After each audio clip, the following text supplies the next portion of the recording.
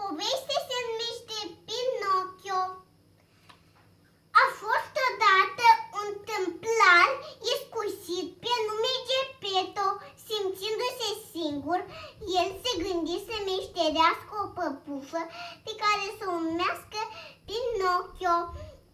Cum tâmplarul își dorea ca păpufa să se miște și să vorbească, zâna cu părul albastru îl însufleți pe Pinocchio. Băiețelul de lemn era însă cam neascultător și unul mare mincinos.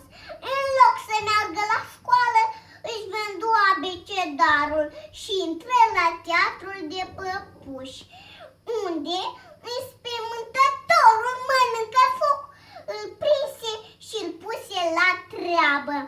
Până la urmă, Pinocchio reuși să scape, dar în drum spre casă întâlni doi tâlhari, motanul și vulpea, care îl înșelară și furară măduții pe care îl avea la el. Apoi legară de creanga unui copac, de unde salvă zâna cu părul albastru.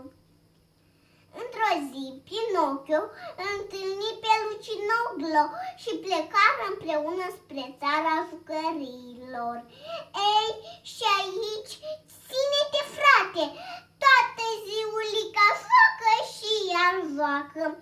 Curând, însă, toți copiii au fost transformați în măgăruși și aruncați în mare.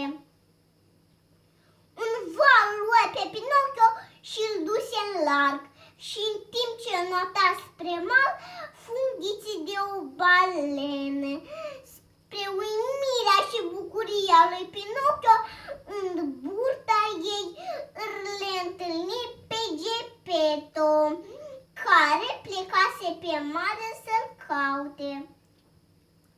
Scăpând din burta balenei, cei doi se întoarseră tefere acasă și pentru că Pinocchio se făcu un copil cu minte, harnic și ascultător, zâna îl transformă într-un băiețel adevărat, spre marea bucurie a lui Geppetto.